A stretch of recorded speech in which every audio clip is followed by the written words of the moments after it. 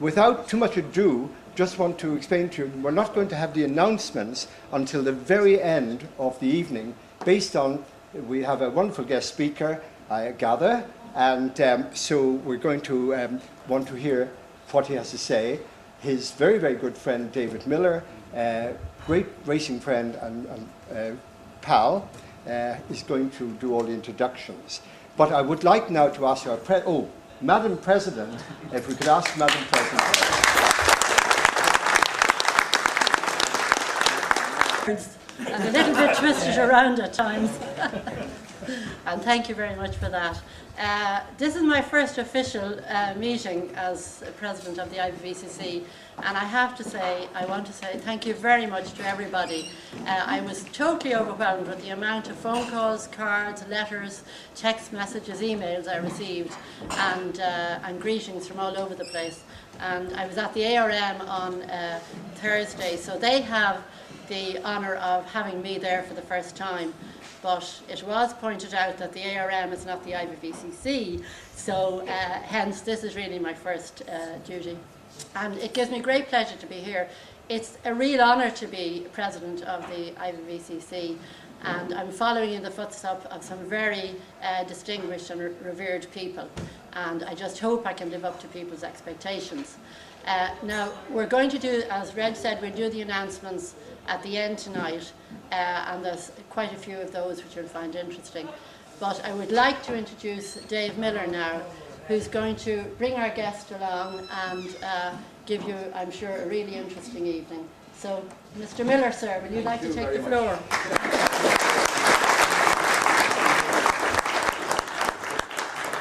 Right, and I'd like to thank Madam President for that very warm introduction, and I would like to congratulate her once again on becoming the club's first lady president in its 50 years, so well done to you. Now, my name is David Miller. Some of you might only recognise me with me kilt on, but I joined the IVVCC in 1970, and was a constant member till the mid-80s, and then an a la carte member right up to about 2 years ago when I got back into the fold. Now, my guest tonight is a founder member of the IVVCC. I would be known to nearly everybody here. But what you might not know is that great is their diversity in his personal life. By putting this presentation together, you'd need a week to cover everything. So what you'll see over the next hour or so will be only the tip of the iceberg. It's my intention to conduct this interview with an old TV-style program you may remember called This Is Your Life. But I, with respect to Eamon Andrews, I'm going to call it This Is Your Vintage Motoring Life. So with the aid of my red book and computer here, without further ado, I'd like you to put your hands together for my guest, Mr. David Dunne.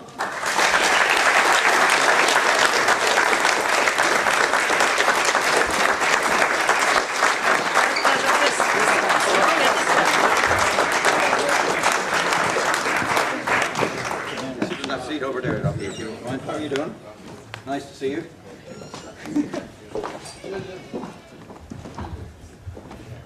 Hello. College, where in Austin 7 was the mode of transport, with various escapades that got you into trouble. After college, you went to work at Daimler, where you learned your craft from the masters, and that stood you well over the years. After the death of your parents, you moved to Ireland and worked in Cork for Christopher Stokes, the son of the famous Nolly Stokes, and also in Sherr's Farm Machinery in Cork. While in Cork, I don't know how I'm going to do this. I might hold this maybe.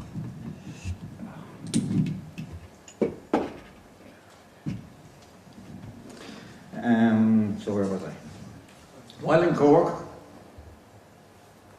you came across your first Bentley 4.5 litre, registered UW24, which you brought with you when you were transferred to Sherr's branch in Dublin.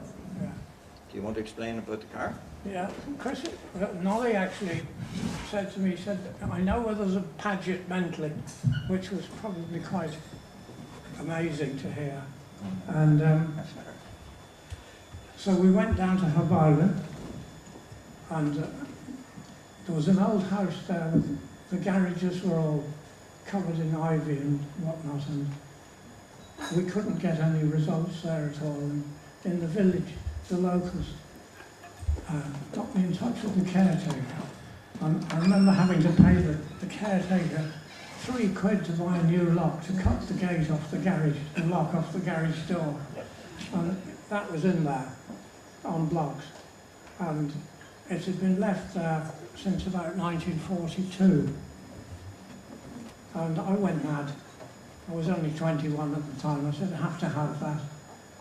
And it was a choice between buying an Austin A30 second-hand or that one. And they were the same price. They were £205 each. So fortunately I bought the Bentley. And I subsequently had it for about nearly 40 years, I think. And developed, it looks terrible there, doesn't it? Yeah, well, we'll see it in its glory later on, so maybe we'll just move on. You brought it to Dublin, and I can get that up there. Yeah, here you are in Dublin with the car. And this, you then went on in 1959, you met Eileen, and you opened your garage in Hollybank Road. And this is your business card from that particular occasion. And you had a contract with on board Bonya to repair Volkswagens. And the tree outside the garage came in useful occasionally. Oh, I did, yeah. We used to get them quite badly bent because of the milkboard cars. They used to occasionally have arguments with gateposts and things in the farms. But the tree outside Hollybank Garage was good and stout. I don't know what make it was, but it was good when you put a chain around it and backed a car over it to straighten it. And in those days, as long as it looked kind of near the mark, it was good enough. Okay, during this time, during this time you decided to fully restore the Bentley.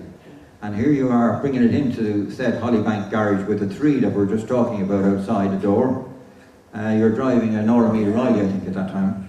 Well, funny thing about that, you see the Riley, it's an RME, and I had 3 of those, and they were great tow cars.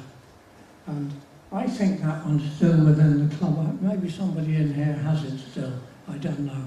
But they were a great car, and I used them all the time for towing. We used to use a towing ambulance, and I remember losing the towing ambulance one time on the way to Athoy.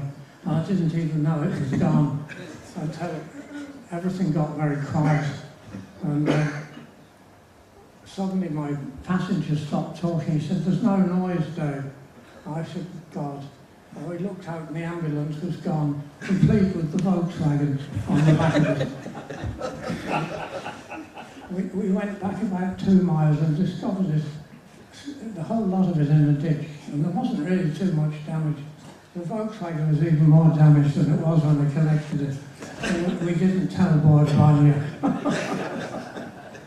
Right, during this time you decided to fully restore UW24, but it takes up most of the floor area.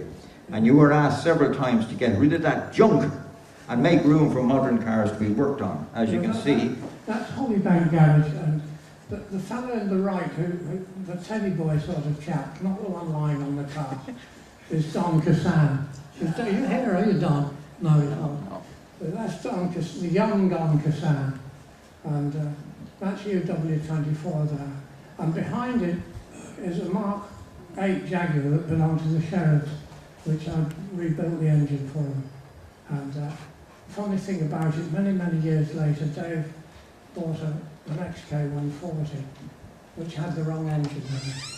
And I said to him, I think Ken Sherry still has that old Jaguar in the field, and it's a very good engine.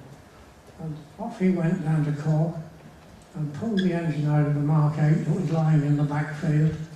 And subsequently, he's been winning everything now in front of him, all the races. Good thing happened. In 1961, you married Eileen and moved into your first house in Sign Hill in Drumcondra. Here's a picture of you with Eileen. There's the old Queen driving the car down on the bottom left. Yeah, she was good too. She was a very good driver. Yeah. She used to drive me home when I had too much to drink. The Bentley was finished in the early 60s and went on various runs, including the Old Crocs Run, organised by the Leinster Motor Club. Yeah, the Leinster was a great club. I knew lots of people in it in those days, and it was really the predecessor to the present club that you have today. And we had the first meeting of this club, as you probably all know anyway, in Bray, in what used to be called the Royal. And up in the front room now, we decided the cars had to be pre-1930 at the time. And I forget all the board members, so of course Jim Boland, and I needn't say Nolly was there, Bill Pegan, Marcus Thompson, I think the Matthews brothers, and one or two others. And it all stemmed from that. That must be 50 years ago now, I suppose. Yeah. Well, that was in 1963, and like-minded people like yourself got together and, of course, formed the IVVCC as we know it today. Now, you, during the 1965, you managed to get the Marcus Cars agency from Gem Marsh in England. And there was an ad for your cars, and the company Marcus Cars Ireland was formed. You brought your first moulds in and started rebuilding rusty old minis. And then you went on to develop a racing version, and that turned out to be very quick and very successful. Goodness, that brings back memories. That's the first car we made out of the mould. And we used it on the Patrick's Day parade, and I think it was 1964, I think. And then that car subsequently became the racing car that Stuart Cosgrave raced. And he won the very first race at Mondello in it. Yeah. And subsequently Dave Miller had it. Up till recently, I think. Yeah. But that's the LSE. Just tell them about the LSE there. Can you see that? that? Not on the thing. Oh, is it not? Sorry. Now it is. No, that's what I wanted to talk about. You got it wrong, Dad. Yeah. Yeah, that's the LSE Motor Company. And they kindly let me put the demonstrator in their showroom one Christmas. And it was a pale blue, beautiful car, I must say. That's not you dressed up. Sorry? That's not you dressed up. No, that's me, Dad. So, yeah, that's the LSE. John Hayes and brother. Okay, you were talking about the success of the Mini Marcos. Here's it seen in Rat Drum races. Oh, yeah. In 1967. And who's on the right-hand side? Well, that's Freddie Smith. There's a late, great Freddie Smith, great driver. Used to be a very good MGA driver. And I brought in a Lotus 7 from the north. It had a Ford engine in it, which we couldn't really make go well enough. The Alfa Romeo Julias had just been brought into Ireland at the time, and the very first one that was written off, I bought the engine and gearbox out of it and put it into that, and there it is winning the race. Okay, Mondello opened up in 1967, and Stuart Cosgrave won the first race on the day. Yeah. And this is him sitting down in his Marcos there at the very bottom corner of the screen. And you made the big move across to the south side, and you opened up Marcus Cars Ireland in Drimnagh Road, and then you yourself moved to Clondalkin. Yeah. We started making new bodies for them then. We made about 50 of them and exported, believe it or not, most of them. And they went to Northern Ireland, and some of them went to the north of England. And the ones we built in Ireland were different to the rest of them. And if there are any of them left, they must be quite rare now, because the dashboards are completely different. One or two other things. Also, the racing ones has a completely removable front, which I designed for them, and they didn't have any headlights or accoutrements that would slow them down. But they did very, very well, and Stuart and Finton Cunningham, who was the third driver? Stuart, Finton. Fred drove. Fred. And they won the road racing championship, and I think it was 1967, Dave, wasn't it? Yeah. So they did quite well, really, but obviously the problem in Ireland at the time, which was terrible, was the huge customs duties on all parts and everything that we had to suffer. And with the result that we got nearly everything in Ireland, anything we could. We even made the fuel tanks out of fiberglass, which was fatal, really. But what could you do, you know? There was something like 32% or 3% duty on them. And, for a mini tank, it made it nearly the price of the car. But we got by somehow, and they were actually quite a success in their own right. Yeah. And you made, I think, a total of 50, and you finished off that in Marcus Cars in Plymouth. Yeah. That was all finished now. I stopped making them in about 1970, I think. Yeah. Okay, later in 1967, yourself and the late John Porter were chatting over a pint one night, as you do, saying there must be more we can do with these vintage sports cars other than old Crocs runs. So the sports section was formed, and you had a great difficulty getting a club to allow you to race. IMRC came to the rescue, and the first vintage race was held in 1968. And there's a copy of the programme and the entry list. You want to go down through the entry list? Can you see it from there now? Okay, well, you're down as number 1, but I don't think you actually participated, did you? I didn't, no. I spent too much time working on all the cars to try and get them out. It was a motley group of cars, I must say. Jim Boland was down there as well, wasn't he? No, he didn't race, but John Porter had a Riley Brooklands, and David Larkin, yeah, he had a very strange little singer, and of course Ed Cassidy raced in that, in a Lagonda saloon. And Charlie McGeaney. Charlie was in a, God, I can't remember, was it an MG, was it? There were all sorts of... Yeah. I can't read it here, and I daren't move the screen. But they really were very supportive. Yeah. Okay, well, during the 70s, while racing the Bentley, this is you here in Enniskerry, I think you took fastest time of the day during that particular event. Who's with you there? That's my best friend, Terry Bird, who was a big man in Gouldings, and was a draftsman there. No to cigarettes. Well, I think I've probably got a cigar. I used to smoke cigars all the time. Well, while you were racing successfully in the Bentley, you decided to have a go at another car called a Toller 105. Yeah. Here you are, an early Mondello 1971. I bought that Toller in Weybridge in Surrey. And I paid £60 for it. It was a saloon, a very rough body on it. And you can see Jimmy Boland there kneeling down. And the one seat on the chassis. Doing something with the engine.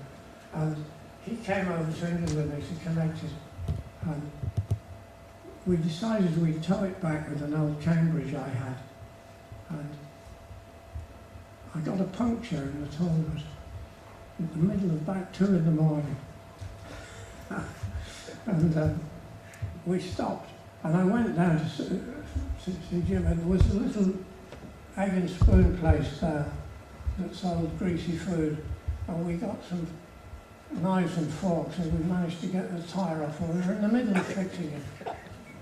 And there was a corner ahead of us, I remember, and I looked up. I was talking to Jim through the window of the Cambridge, and I looked up, and there was this car, a 3-wheeler, a Goggamobile, I think it was, one of those things. And it came around, and it was up on 2 wheels. And I jumped over the bonnet of the Cambridge, and got out of the way, and it just barely missed the Cambridge. And it went down onto the 3 wheels again, and off it went, never even stopped. Well, this is the said Talbot, and you're seeing here, I think, in Oulton Park, I'm not quite sure, I think that's where it is, having a go. Good shaft on the drop arm, and because it was an interference fit, and it used to creak around the thing on very heavy corner. Lovely car, yeah. Oh, what do we have to do? Oh no. There should be another one, I don't know what's have to happen there. Anyway, we'll move on. There's one missing out of my lot. Now for some, yeah. What's after happened there? Can I go back?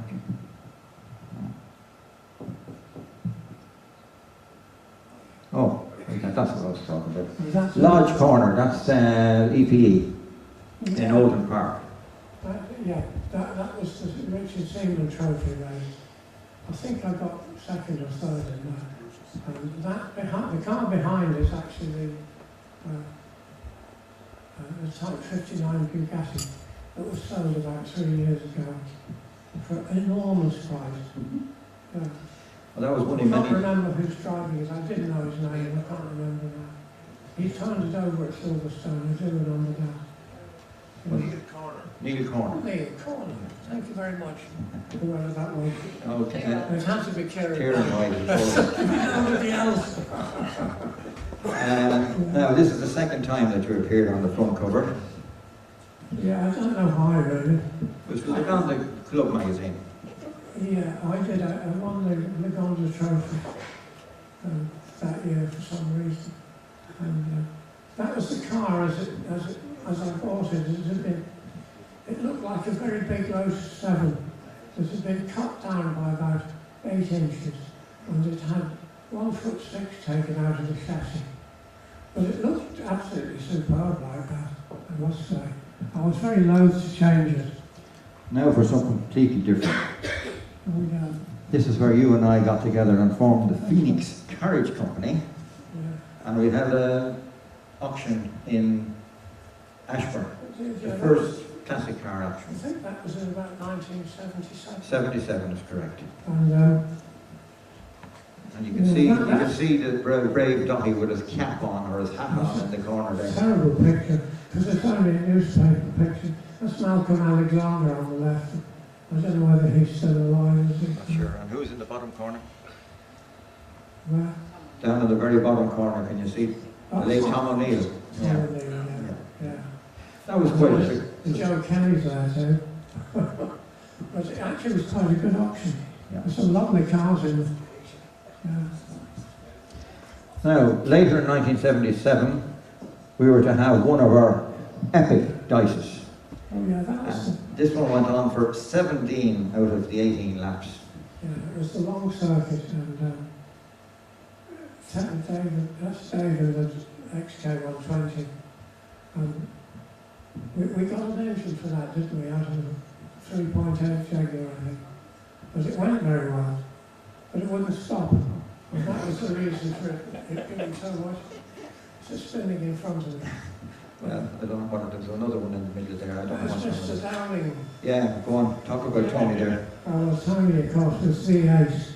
There was nobody better than Tony Downing. He beat anybody, it didn't matter what they were driving. And still can, I'm sure. Been 750. trying very hard to catch him. 750 versus 4.5 litres. Yeah, yeah. But not all the time the cars were for racing. Here's a picture of our families out on a run. I think it was into Burr. I think that must be in the 60s too, is it, Dave? 70s, I think. Here it Is is. it 70s? Yeah. You're getting younger. So that's a rare. It now belongs to Stanley Dunne. Yeah. I bought it from Ernest Gebler, who was an author, and it was a Rowton Fairmile drop-head coupe, an absolutely wonderful car. Wonderful car. It was actually, I remember going down to a hill climb in it with the family and a picnic and everything in the back. And Tony Colley was driving his Nash, and that car was quicker than the Nash. It was quite extraordinary. Well, speaking about going quicker, here you are in the park with two young ladies, Christine and Susan. There you are, Susan. Where are you? She's down the back. Yeah. With that car on the left, I think is a Nash belonging to what's his name? Go Fairley? No. No. Martin Strapp. Oh, Martin Strapp, I think yeah. that was his. And the TD alongside your car there is Tony Beattie's That's car, Tony Beattie's, which yeah. has returned to the fold again. It's in the shed that I rent at the moment. That was very good, a supercharged one, wasn't it? Yeah. Now, on the front cover again, but this time you're not doing the driving. This car, that of course will be well known to a lot of your members because it was the late Kieran Kavanagh's car.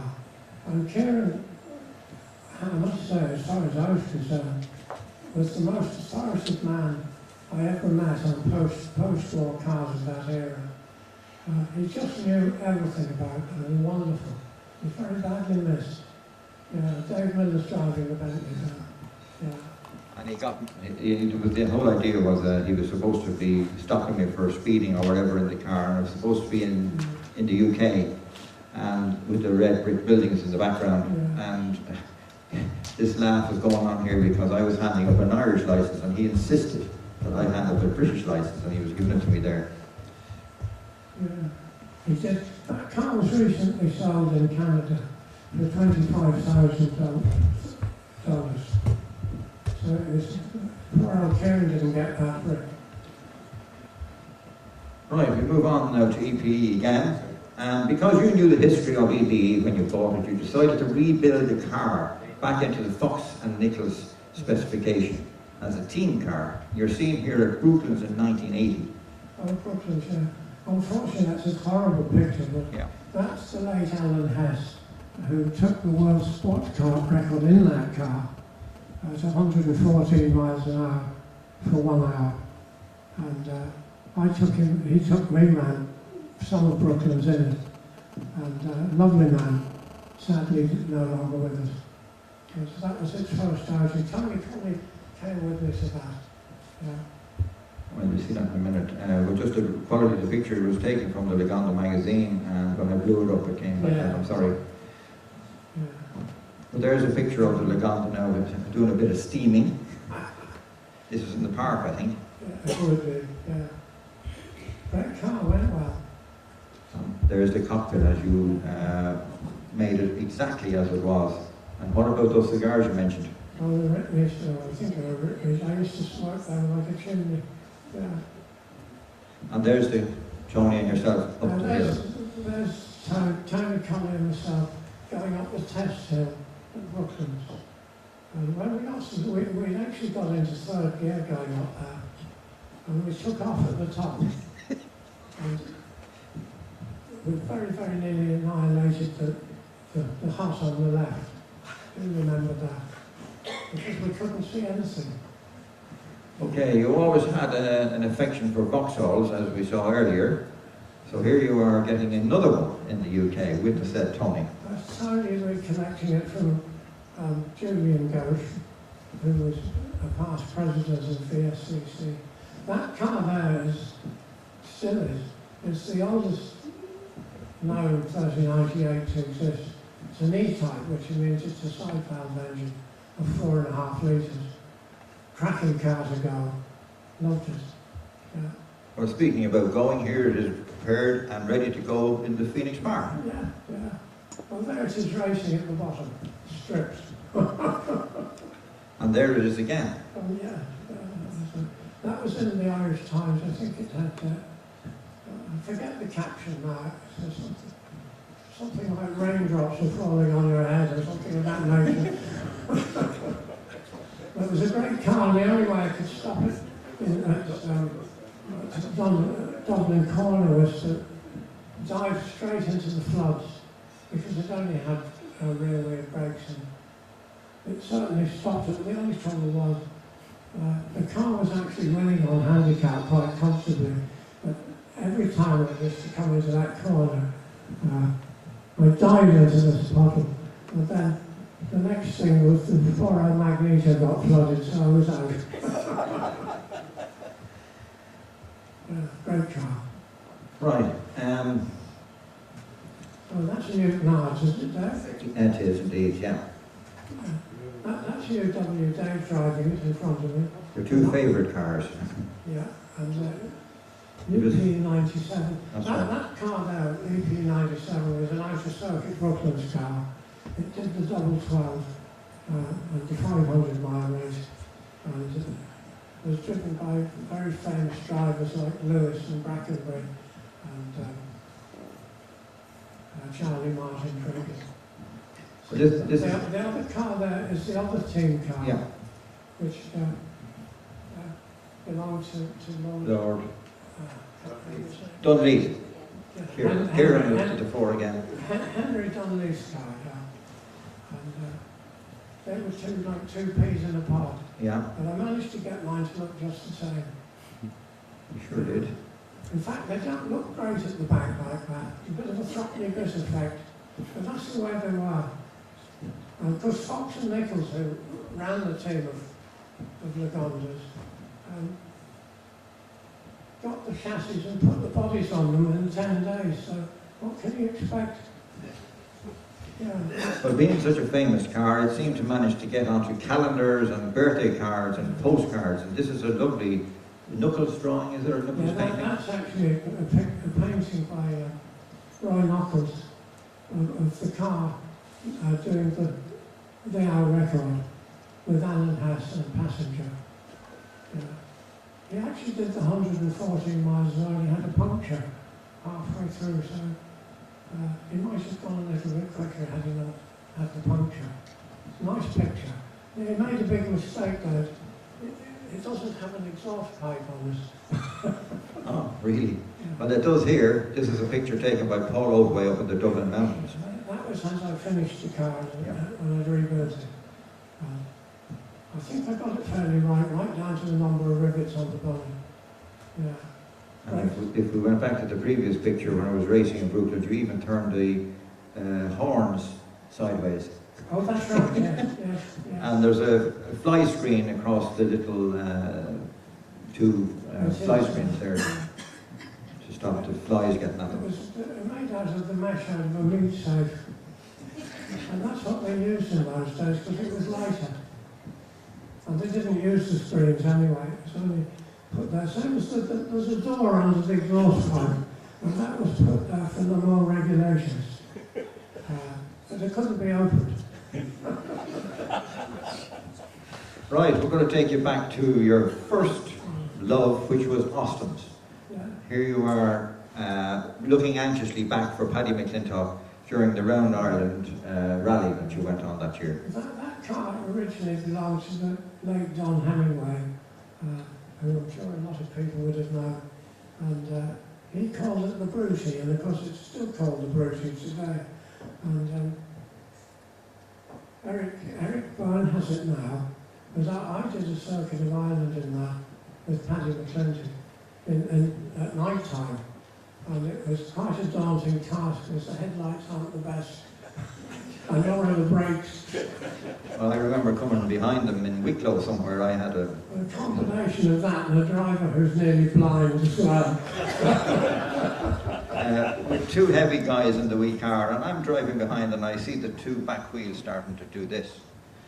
And it turned, I stopped you, and it turned out that the wheel nuts were coming loose. Yeah, So- it's had normally when you give those a bit of wear, that's a lovely picture of Tammy Colley there. And your wife? And Eileen and the old boy there at the back. Yeah. Great little car, still is. Eric gets great fun out of it, I think. Yeah. Now, during this time, you were sorry, The Welsh time in that too. you were running your business from the Colley homestead in Kilmateed off the Nace Road. And this was a boyhood dream of yours to own a Rouge Ulster. Yeah, well, I had one when I was a young fella, and I always liked it. I paid 30 shillings for the first one, and I paid a lot more for that one. But I discovered I was getting a bit old for it, and I took it down the Nace Road one day. I frightened the living daylights out of myself, so I decided it had to go. Well, it's nice to see the ZC rather than the ZV registration on it. Yes, that's right, yes. And if you look in the background, there's a big Daimler behind you. Tell us a bit about that, because I remember that well. That was a double sleeve valve car that had been open. It was actually a caravan. Sorry. It's converted There, to a you can see Bedford it. engine. You can see it a bit better there. All the boys who used to work for me, yeah. I had a trimmer and I had a painter and I had a mechanic. That's the big Daimler behind them all. And that's a little 315 Fraser Nash BMW being right-hand drive. Nice little car, but terrible Bendix brakes on it, wouldn't stop. It went quite well. It belonged to Christie Home before I had it. And it ended up in Australia, I think. No, sorry. I should have put hydraulic brakes on it and been done with it. Now, after a mishap on the road, Tony Colley's Nash needed repair. Oh, He always wanted to try a single-seater, just like his dad. So you made him one. yeah. And here's the frame going on the chassis. Yeah, we just made a light tube in the front. We repaired the original body as well, of course. But, I think there was problems getting in and out of it though. yeah, that's it. Yeah, we were giving it a bit of a road test. It was very light, of course. It went quite well. Yeah. We Now, having, took sorry, it to Open Park, I think, yeah. he did. I don't know where that body is now. But having sold your first Bentley, Yeah. UW24, to America, Bentley records then showed that you held a Bentley longer in one ownership than anyone on their records. Yeah, I think I did, yeah, for what it's worth. But, So there was an offer made that couldn't be refused, and it ended up in America. I got so much money for that, I hasten to add that it had to go. Because you can always replace them, can't you? As you just did, because you really needed a 4.5 litre in your collection, and here we are on the Measham Rally in North Yorkshire, Yeah. in the middle of winter, doing a nighttime rally. The nighttime rally. The preparations of the car, you can see we're getting petrol on, putting lots of clothes on, That was and we needed a drop of the square stuff to keep us warm during the night. And again the cigars to the fore. that was good, yeah. That was a great God, one. it was a cold night. Oh. Terrible. We call that the night heater. Now, at this time, you'd moved your premises to the mountains of Killikee, where you prepared a modern for the London to Sydney Rally in 1992. Oh, yeah, that's Paddy McClintock, RTE man, who's already done the London-Sydney Marathon in '68, the first one. And we did it again in, I think it was 1992. And we got that old Peugeot for about 1 and 9pence and rebuilt it with the help of Peugeot's all new parts. And it was absolutely faultless until we got to the Blue Mountains near Sydney, and the torque tube broke, and we had to get it up in the air somehow, get the back axle out.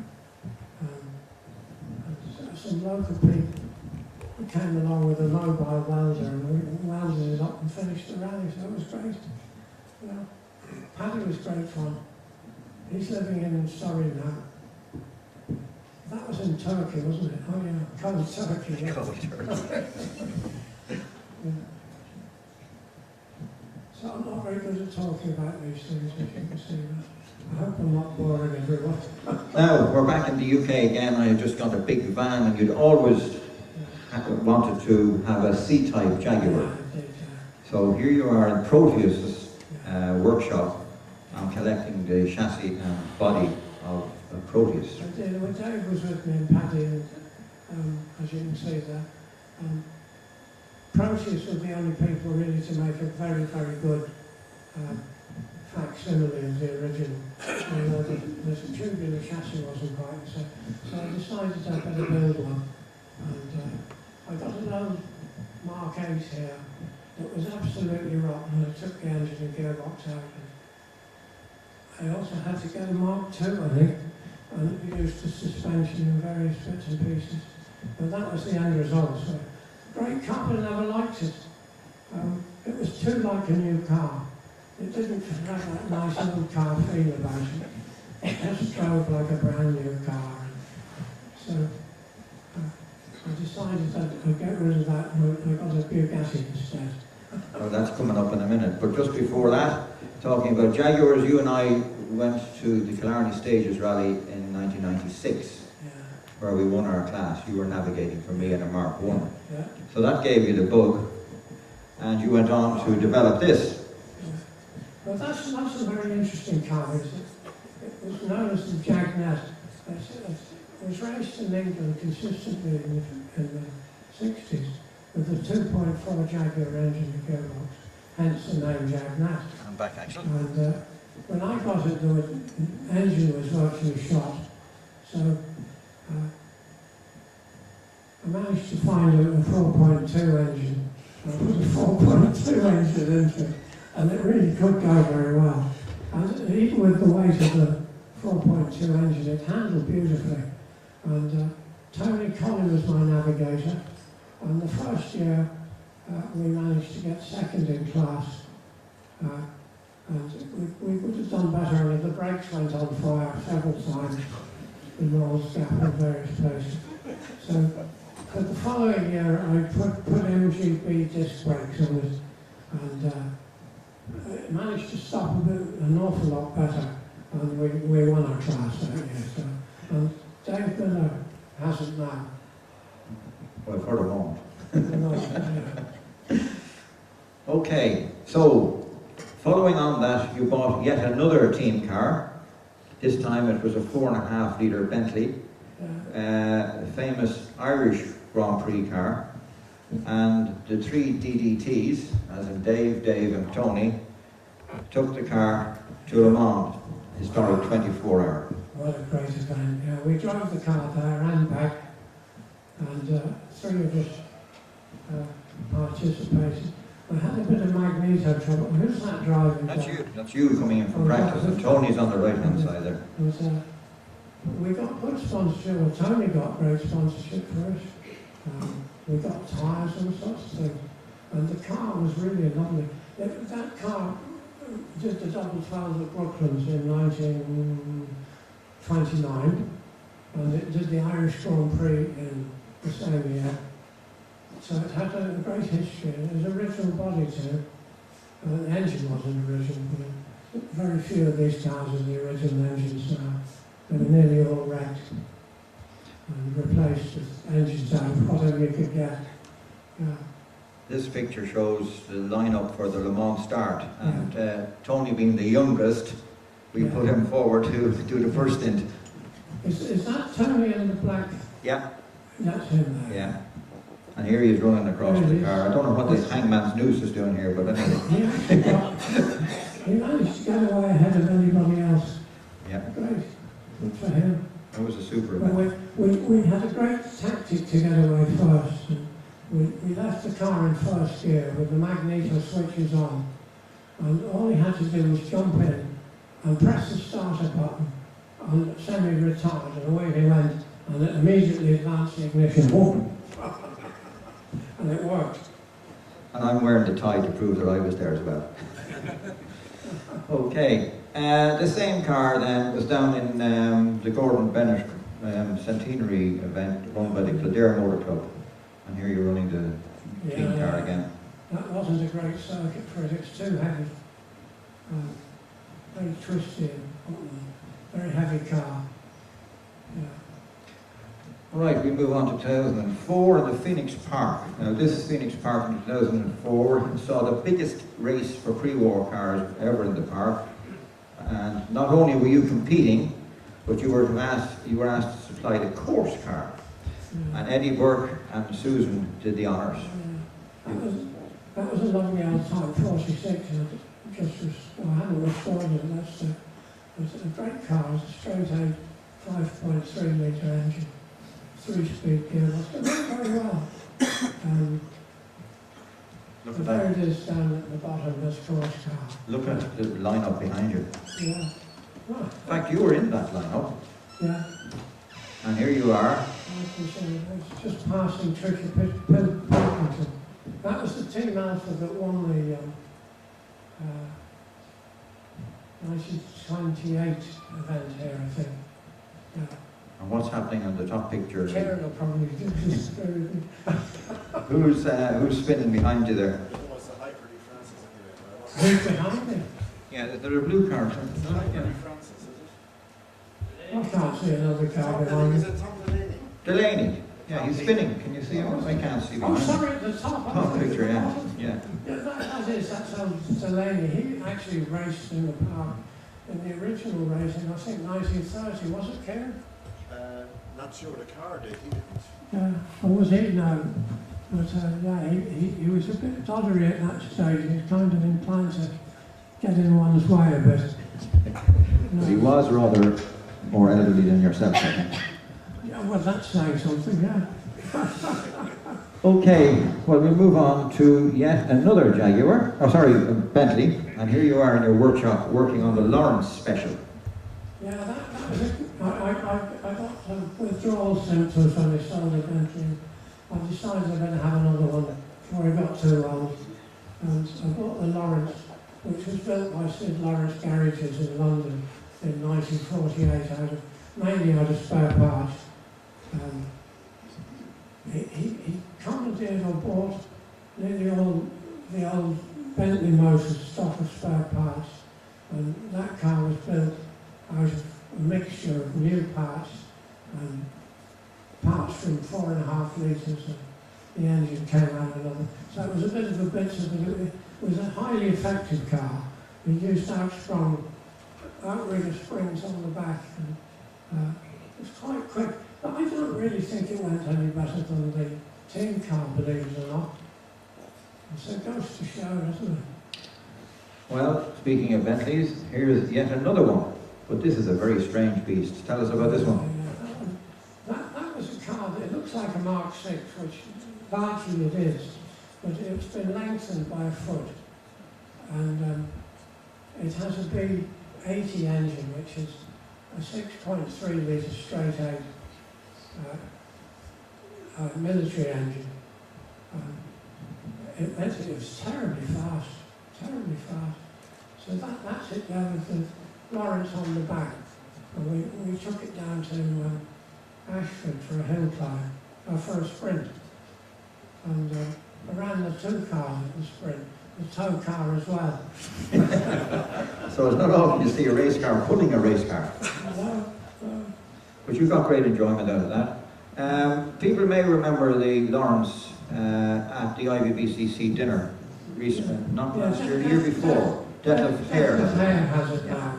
And I'm sure he's better able to drive it than I would be. Yeah. Once again at the wheel of that same Bentley. You're lined up here in Mondello, I think, at the Classic Live, ready to go. That was the big one. By God, it could go. Yeah. And there you are in the Lawrence, full chat in the Phoenix Park. Again, an epic dice between yourself and myself. I did, unfortunately, I burnt out the piston in that event, trying to catch you. But that's a super picture of a car really doing what it was designed to do. Yeah. You had It looks very Brooklyn's there, doesn't it? Now, unfortunately, the back of the body is very ugly. But there's nothing you can do about that, really. But you altered the springing on that to suit yourself, I think, didn't you? Oh, yeah, I did. I did fair bit, and I lightened it a good bit too. And mainly the braking system was operated with double leading shoes and things. It made it very good. Yeah. Right, coming more up to date, we're now into 2010. And here you are, the Flying Scotsman. Tom Hayes went with me on the Flying Scotsman. That's the big as in Type 46. It wasn't really suitable for that event. But we had a lot of fun, and of course it finished, which is all that matters really. Yeah. There's a nice shot of it there. Up in the lowlands of Scotland. Yeah, very good. Great car. Go anywhere. My God, it could use some fuel. Now, once That's a dry slump engine. A 5-gallon tank full of oil onto this bottle. you decided to have another go at the Flying Scotsman, but this time in your favourite Bentley, but it's a Derby Bentley. Oh yeah. And this is the first time we're going to show an embarrassing moment for Mr. Dunne. Oh. You decided rather than do a 3-point turn on that very sharp corner, which is just under the nose of the car, you decided to take the shortcut and go over the top I did. with desperate results. I did a bit of a handbrake time. I didn't realise the bank was that steep. So the poor old Derby was sitting on the middle. And that's you underneath, It sticking looks like stones it- under. It looks like the Italian job. Don't nobody count to the back neither. Right, recently your daughter Susan has taken up racing Yeah, there she is. and doing what you've been doing for years. On her first year, she took this beautiful car out in Mondello during Classic Live. She won the Tony Colley Trophy. Yeah, good for Susan, yeah. And that picture there was this year in the same event and under the watchful eye of Dad. So you had Dad and daughter out in the same event in 2 Bentleys. The bright red Bentley is the ex-Kevin Healy Bentley, which I discovered it went to America and then it came back to the UK, and I brought it back to Ireland. And the other car is the ex-Captain George Easton, the land speed record breaker.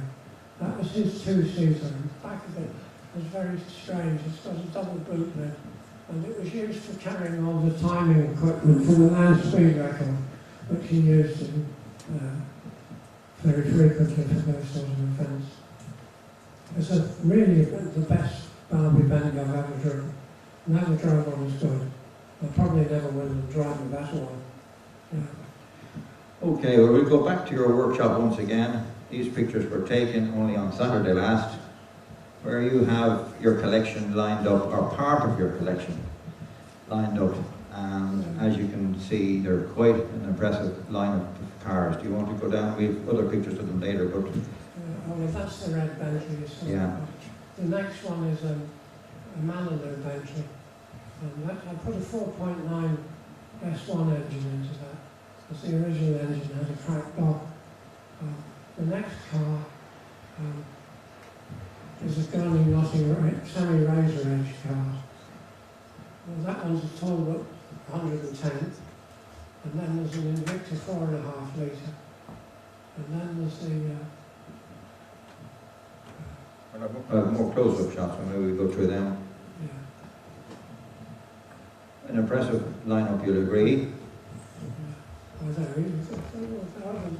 That's a Type 57 Bugatti that I have. It has a body by Graver of Switzerland. Beautiful car, pillarless,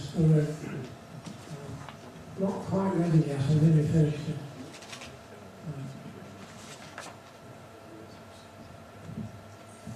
Yeah, that's the... You even have a Rolls Royce. Imagine Duffy done with a Rolls Royce. That's being built out of stuff that was swept up out from the bench. Making it into a car. It's basically a Phantom 2, and it's ended up with a Vauxhall Wenson body on it. And From Australia, did it come from? the body came in from Australia, yeah. And I bought an adoption in London. And it's covered in kangaroo hide, which is rather unusual. But I put a race engine and gearbox in it. And it's just about ready now. It'll be interesting. I cut 2 feet out of the chassis shortly. There's all sorts of horrible size going on here. And I cut some off. And you came back eventually to own another Talbot down at the very bottom left-hand corner. Well, that's the ex-Blight car. So it's a 3.3 Talbot. That is I really love Talbots, and they go so very, very well. I have another one which I have with me tonight, a 105, which is 2.9 litre. And it's really outstanding saloon cars. Very, very undervalued at the moment. So, And the Invicta. and the Invicta's a 4.5 Meadows engine, 1930 Invicta, an A-type, which is a high chassis. It goes quite well. It's a nice car, nice, comfortable old dog. Now, Mr. Dunne, after a lifetime of building and rebuilding all types of cars, racing them, helping others to do the same, building and white metaling engines, even an aircraft one, clocks, both large and small, in fact, all things mechanical. D.W. Dunne, this is your vintage motoring life.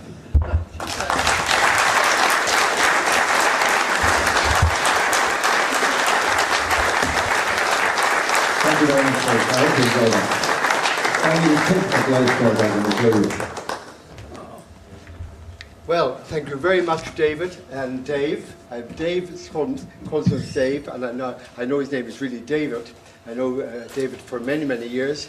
This gentleman here, I was very, very pleased to buy 2 Rolls Royces, 1929 and 1933, both fantastic cars. I trusted the guy implicitly, and I was right to do so. Absolutely wonderful cars, and so thank you, David. But history goes on. David is an amazing engineer. We called him mechanics years ago, which I was, but not a good one. But in fact, David is an amazing engineer and wonderful garage man, if you could use the word, which comes into scenario. And I was so pleased when Dave suggested, I heard about David Dunne being the guest speaker, and I found it very hard to keep it in because I wanted to ring David because I've been in touch with him about a month ago. We promised each other breakfast for the last 2 years. Either David's no money or I'm mean, one or the other. But all that being equal, it was he's just a wonderful person, and I can't say enough about him. So with that, we have another situation here where we're going to mention about the events coming up for the next so many months, and our secretary, which is Michael Duff. Are you there, Michael? Yes. Are you there, Michael? That sounds good. So, Mike, if you would like to come up, and Bernadette, did you... President.